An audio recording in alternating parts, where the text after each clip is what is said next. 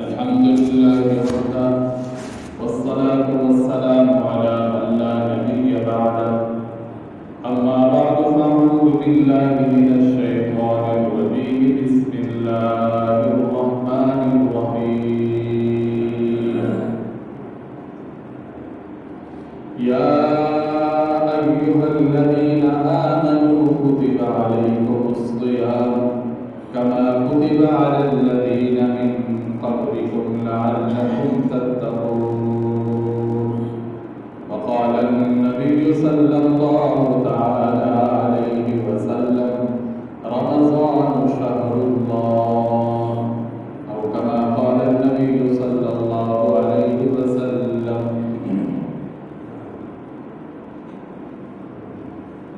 ما شاء الله آج رمضان کا تیسرا دن ہے اور تعالیٰ نے اپنے فضل سے ہم سب کو روزے کی توفیق عطا فرمائی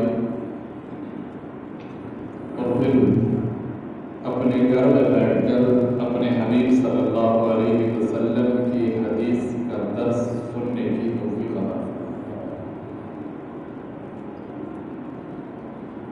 میرے دوستو، رمضان کا جو یہ مبارک مہینہ ہے، اس مہینے کا ایک ایک لمحہ، ایک ایک ساتھ اور ایک ایک گھڑی بہت قیمتی، بڑے نصیبوں سے یہ مہینہ ملتا ہے اور اس میں رب تعالیٰ کی طرف سے بڑے بڑے فیصلے ہوتے ہیں۔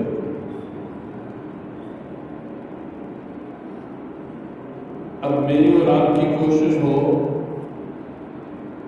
کہ اللہ کا وہ فیصلہ ہم اپنے حق میں کرا سکیں۔ اللہ کے فضل کے فیصلے ہو رہے ہیں، اس کے کرم کے فیصلے ہو رہے ہیں، اس کی بخشش کے فیصلے ہو رہے ہیں، اس کی طرف سے مغفرت کے فیصلے ہو رہے ہیں، اس کی طرف سے رحمتوں کے فیصلے ہو رہے ہیں، لیکن میرے اور آپ کے حق میں وہ فیصلے ہیں یا نہیں ہے؟ کہ ہم میں سے ایک نے اپنے بارے میں سوچا۔ زندگی میں کئی بار رمضان کا مہینہ اللہ نے نصیب فرمایا، لیکن ہم عام سے روٹین کے مطابق بس روزہ رکھ لیا، باقی سارے معاملات اسی طرح چل رہے ہیں۔ اس لیے روزے کا وہ نور اور روزے کا وہ اصل مقصد ہے وہ ہمیں حاصل نہیں۔ آسان سی بات ہے، جو بھی چیز آپ دیکھیں تو دو چیزوں کا مجموعہ ہوا کرتا ہے، دو چیزوں سے چیز بنتی ہے، جسم اور روح سے۔ اگر جسم ہے اس میں روح نہیں ہے، وہ جسم کسی کام کا نہیں ہے۔ روح ہے، جسم نہیں ہے، پھر بھی کام کوئی نہیں بنتا۔ اس لیے کوشش یہ ہو کہ میں جو بھی کام کروں، جو بھی میں عبادت سر انجام دوں، جیسے میں اس عبادت کا وجود دیکھتا ہوں، اس عبادت کا جسامت دیکھتا ہوں، تو میری کوشش یہ ہونی چاہیے کہ اس عبادت میں روح بھی پیدا ہو۔ جیسے نماز ہے، جسم اس کا اٹھنا بیٹھنا، التحیات، تشہد بیٹھنا، رکوع ہے، سجدہ ہے، اور جو روح ہے وہ اپنی نماز میں خشوع اور خضوع پیدا کرنا۔ اسی طرح روزہ ہے، ایک اس کا وجود ہے، جسم ہے، صبح سحری کو سحری بند کی، کوئی نہیں کھا رہا، کوئی نہیں پی رہا، شام تک کھانا پینا بند ہے، یہ وجود ہے روزے کا، یہ جسم ہے۔ اور جو روح ہے روزے کا وہ ہے حضور تقویٰ، پرہیزگاری، گناہوں سے بچنا۔ اگر میرا روزہ مجھے گناہوں سے دور کر دے، میرا روزہ مجھے میرے رب کا دھیان نصیب کرے، اور میرا روزہ مجھے صبر کا تلقین اور صبر کا سبق دے، تو پھر سمجھو میرے روزے میں روح بھی ہے اور میرے روزے کی جان بھی ہے۔ اور اگر صرف جان جانی ہے، بس پڑھ رہا ہے، غالب دروج بھی دے رہا ہے، جہاں موقع ملتا ہے وہاں پر خود پرستہ بھی ہے، جہاں موقع گناہ کا ہے، آنکھ کا گناہ، کان کا گناہ، زبان کا گناہ، ہاتھ کا گناہ، کسی بھی گناہ سے رک نہیں رہا۔ آپ صلی اللہ علیہ وسلم نے ارشاد فرمایا کہ بہت سارے روزہ دار ایسے ہیں جن کو سوائے بھوکے اور پیاسے رہنے کے کچھ بھی حاصل نہیں۔ آپ صلی اللہ علیہ وسلم نے ایک گناہ کے بارے میں فرمایا، من لم یدع قول الزور، بھائی جو روزے کی حالت میں روزہ رکھ کے بھی جھوٹ بولنا نہیں چھوڑتا، ایک گناہ میں جھوٹ بولنا گناہ کبیرہ ہے۔ مثال دی آپ صلی اللہ علیہ وسلم، جو روزہ رکھ کے گناہ نہیں چھوڑتا، آپ صلی اللہ علیہ وسلم نے فرمایا اللہ کو اس بندے کے بھوکا اور پیاسا رہنے کی کوئی غرض نہیں کرنا۔ مسلم میری اور آپ کی کوشش ہو کہ ہم اپنے روزے کو جاندار بنائیں، میرا روزہ مجھے برکتیں دے، میرا روزہ مجھے رب کا دھیان نصیب کرے، میرا روزہ مجھے گناہ سے دور کرے، میرا روزہ مجھے نیکی کے قریب کر دے، اللہ کی رضا کے قریب کر دے۔ صبح سے لے کر شام تک ہم روزہ رکھتے ہیں، کس کو راضی کرتے ہیں؟ اللہ۔ اور کسی کو پتہ نہیں کہ اس بندے کا روزہ ہے یا نہیں، کوئی ماتھے پر لکھا ہوا نہیں ہوتا، کوئی ترمامیٹر لگا کر نہیں معلوم کیا جا سکتا، لیکن یہ بندہ پورا دن بھوک برداشت کرتا ہے، پورا دن پیاس برداشت کرتا ہے، اپنے خواہشات کو روکے رکھتا ہے، کس کی رضا کے خاطر۔ تو اگر ہم چند ایک کام کر رہے ہیں اپنے روزے میں، ان چیزوں کا ان باتوں کا ہم اہتمام کریں تو انشاءاللہ میرا اور آپ کا روزہ بھی جاندار روزہ بن جائے گا۔ ان میں سے نمبر 1، پورے ذوق اور شوق سے روزے اور تراویح کا اہتمام کیا جائے۔ ان عبادات کا حکم ہمارے فائدے کے لیے دیا گیا ہے تاکہ ہم اپنے رب کے خزانوں سے کچھ پا سکیں، ہمیں کچھ مل جائے۔ دوسرے نمبر پر مردوں کے لیے مسجد میں تکبیر اولیٰ کے ساتھ نماز باجماعت کی پابندی کی جائے، کوئی نماز فوت نہ ہو، نہ کوئی جماعت مجھ سے رہ جائے۔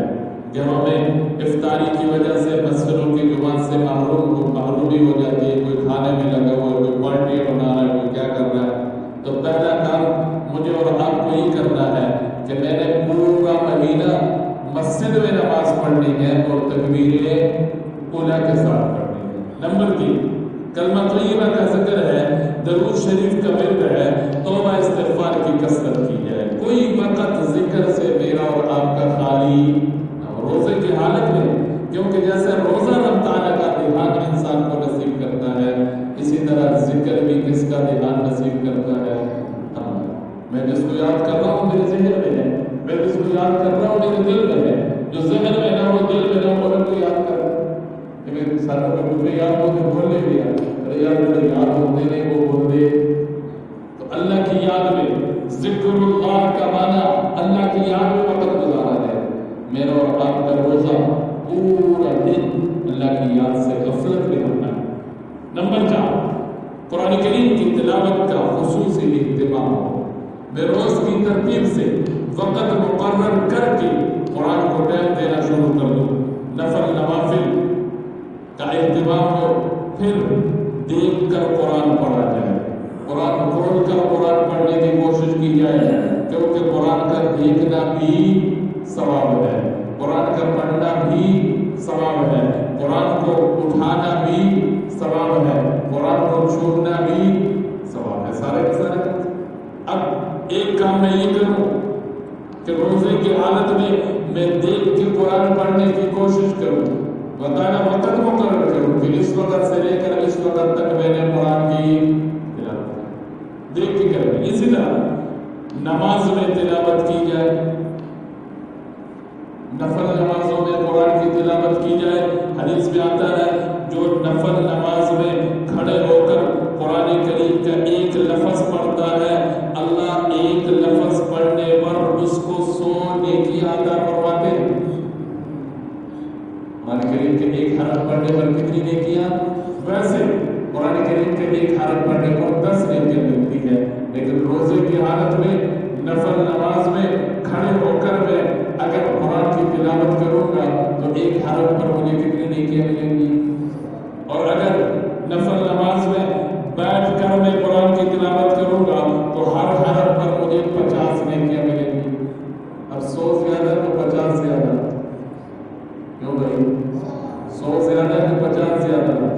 تو 100 لینے کی کوشش کرنی چاہیے کہ 50 بھی بیٹھ جانا چاہیے. ہم اکثر میں نوجوانوں کو دیکھتا ہوں جب بھی نفل کی باری آئے کیا کر رہے ہیں ہم بیٹھ کر میرے صحیح ہوتا ہے جب کھڑے ہو کر نفل پڑھنا جائز نہیں. حالانکہ کھڑے ہو کر نفل پڑھنے پر ایک حرف پر کتنا ثواب 100 نیکیاں اور بیٹھ کر نفل نماز پڑھنے پر ایک حرف پر کتنا ثواب. صرف بیٹھنا اور کھڑے ہونے پر کتنے نیکیاں سے میں اپنے آپ کو معلوم کرتا ہوں 50 نیکیاں ایک حرف پر 50. اب صرف قل اللہ احد سورت ہے, اگر بندہ نفل میں یہی سورت پڑھ لیتا ہے جا کے اس کے حروف کی گنتی کرے قاف لام ہا واو 40 تو یہ بنے 40 نیکیاں عام حالات میں اور 4 حرف 400 نیکیاں قل ہوا پر انسان کو. کھڑے ہو کر پڑھے گا تو 400, بیٹھ کر پڑھے گا تو 200.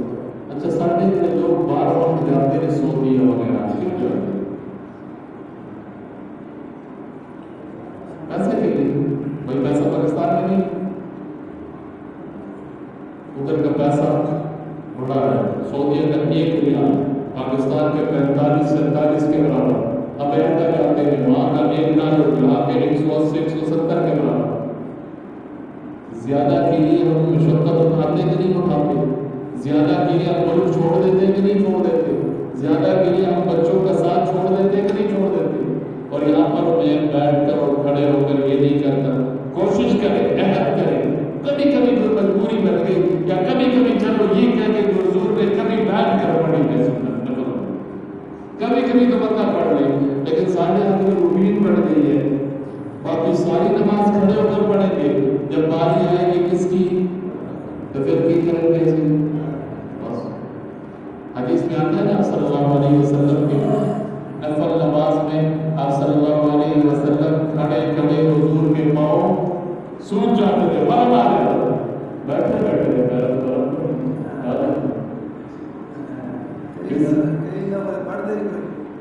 کہیں تو پڑھتے نہیں اور چلتے نفل نہیں پڑھیں گے تو پھر سنتیں رہ جائیں گی, سنتیں پڑھیں گے, سنتیں چھوڑیں گے تو فرض رہ جائیں گے. یہ ایک ترتیب ہے. اس لیے حدیث میں آتا ہے, بلکہ رمضان کے اس مہینے میں پہلے دن ہی بات ہوئی تھی کہ اس مہینے میں جو بندہ نفل پڑھے گا اللہ اس کے نفل کو کس درجے میں قبول فرماتے ہیں, فرض کے درجے میں.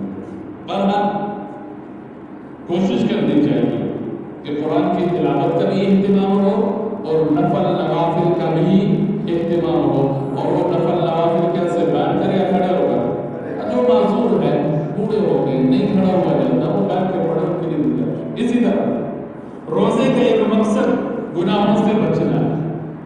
اگر گناہوں کو نہیں چھوڑا تو روزہ رکھنا گویا بے جان ہے. میں پہلے شروع میں بات کر رہا ہوں, حضور صلی اللہ علیہ وسلم نے ارشاد فرمایا جو شخص جھوٹ اور اس پر عمل کو نہ چھوڑے اللہ کو کوئی ضرورت نہیں ہے کہ وہ کھانا بھی نہ چھوڑے. اسی طرح نمبر 6 نظر کو گناہ سے بچانا ہے, زبان کی حفاظت کرنی ہے, ہاتھ پاؤں دل و دماغ کے گناہوں سے روزے کو پاک اور محفوظ رکھنا ہے. جیسے کھانے پینے سے روزہ رکھ کر کھانا پینا چھوڑ دیا, نہیں کھا رہے نہیں پی رہے, تو اسی طرح گناہوں سے بھی روزے کو پاک رکھنا ہے. روزہ رکھ لیا تو اب گناہ نہیں کرنا. کھانا پینا افطاری کے بعد حلال ہو جاتا ہے, لیکن گناہ افطاری کے بعد بھی حلال ہے. یعنی یوں سمجھو کہ جو چیز میرے لیے حلال ہے وہ میں روزے کی حالت میں چھوڑ دیتا ہوں, اور جو کام میرے لیے ناجائز اور حرام ہے وہ روزے کی حالت میں وہ چھوڑنے کے لیے میں تیار ہوں, تو میرا روزہ مجھے کیا ہے.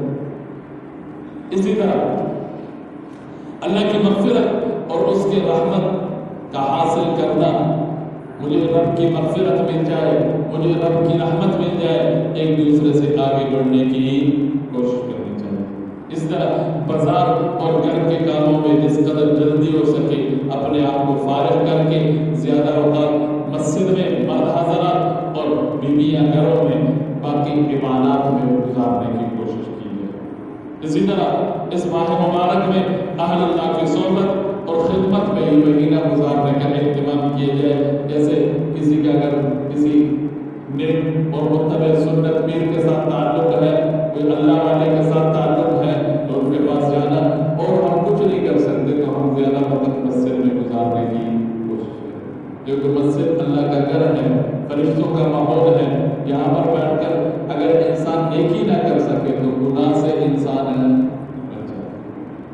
اسی طرح اپنے ملازمین کے لیے کام میں سہولت کی جائے، یہ نہیں کہ بس جتنا کام پہلے کرتا سی اتنا ہی کرنا، نہیں، کوشش کی جائے اپنے کام بھی کم کیے جائے اور اپنے ملازمین کے کام بھی کم کیے جائے۔ اس طرح اپنے پڑوسیوں، غرباء اور مساکین کی خدمت اور دلداری کی جائے۔ اس مہینے میں بہت بڑا مہینہ، اسی تو انتظار کرتے ہیں، رمضان کا مہینہ آئے گا تو پھر زکوٰۃ دیں گے، اچھی بات ہے، زکوٰۃ کا اہتمام کرنا چاہیے، فرض ہے، نہیں کریں گے تو پکڑ ہوگی، لیکن صرف زکوٰۃ کے پاس نہ ہوئے بلکہ صدقات ہے، خیرات ہے۔ قرآن کریم میں اللہ فرماتے ہیں کہ تمہارے مال میں سائل کا بھی حق ہے، محروم کا بھی حق ہے، جو پڑوسی غریب یتیم فقیر ہے اس کا بھی اس میں حق ہے، اور یہ دینے سے مال میں کمی نہیں آئے گی، اللہ اضافہ ہوگا۔ رسول کریم صلی اللہ علیہ وسلم نے صحابہ کرام کو جو ترغیب دی تھی روزہ افطار کرانے کی، وہ اسی لیے کہ میرے اور آپ کے اندر جذبہ پیدا ہو جائے اور ہمارے پورے معاشرے میں خاص طور پر رمضان کے اس مہینے میں کوئی بندہ ایسا نہ ہو جس کے گھر میں کھانے پینے کی چیز ہے۔ یہ تو مہینہ ایسا ہونا چاہیے تھا کہ اس میں ہر آدمی کے گھر بھی کھانے پینے کی واجب چیزیں ہونی چاہیے، لیکن ہم لوگوں نے، اللہ پاک فرمائے ہماری کمزوری، ہم لوگوں نے اس مہینے کو کمائی کا مہینہ بنایا۔ عام دنوں میں چیز 10 روپے کی، اس مہینے میں ہماری کوشش ہوتی ہے کہ ہم 20 کی بیچیں۔ عام دنوں میں کھانے کی چیز ہے وہ فروٹ مثال لے لیں تو کم قیمت پر، جیسے یہ مہینہ آ جاتا ہے تو چیز لوگ کھجور تک لوگ اسٹارٹ کر لیتے ہیں رمضان میں مہنگا کر کے بیچے۔ انہوں نے اس کو کمائی کا مہینہ سمجھا دنیا کے اعتبار سے، جبکہ کمائی کا مہینہ ہے آخرت کے اعتبار سے۔ ایک ایک پل بڑا قیمتی ہے، اس لیے کوشش کرنی چاہیے اور اپنے مال میں، افطاری میں، سحری میں جتنا ہو سکے دوسروں کو شامل کیا۔ اسی طرح کل میں نے آپ سے بات کی تھی کہ یہ مہینہ دعاؤں کا بھی مہینہ ہے، اس مہینے میں دعا کا اہتمام کیا جائے، اپنے لیے، اپنے مسلمان بھائیوں کے لیے، اپنے ملک کے لیے، اپنے مرحومین کے لیے، زندوں کے لیے، اولاد کے لیے، جو دعا انسان کو آ سکتی ہے وہ دعا اس مہینے میں۔ حدیث میں آتا ہے آپ صلی اللہ علیہ وسلم نے ارشاد فرمایا روزہ دار کے روزے کے افطار کے وقت کی جو دعا ہوتی ہے، اللہ عرش اٹھانے والے فرشتوں کو حکم دیتے ہیں تم میرا عرش چھوڑ دو اور جا کر ان بندوں کے دعاؤں پر آمین کہو جو افطاری کے وقت دعا مانگتے ہیں۔ لیکن میری اور آپ کی مدد ہوئی، میں اور آپ اہتمام نہیں کرتے، میں اور آپ اس وقت دعا کی طرف متوجہ نہیں ہوتے، دعا ہم اس وقت مانگتے نہیں۔ اس لیے کوشش کرنی چاہیے جتنی باتیں ہوئی، اگر میں اور آپ ان باتوں کو اپنے روزے میں شامل کریں گے تو ان باتوں کی وجہ سے انشاءاللہ اللہ میرے روزے کو بھی جاندار بنا دیں گے اور میرا روزہ میرے لیے، ہم سب کا روزہ ہم سب کے لیے دنیا کے لیے برکت کا باعث بنے گا اور آخرت کے نجات کا باعث بنے گا۔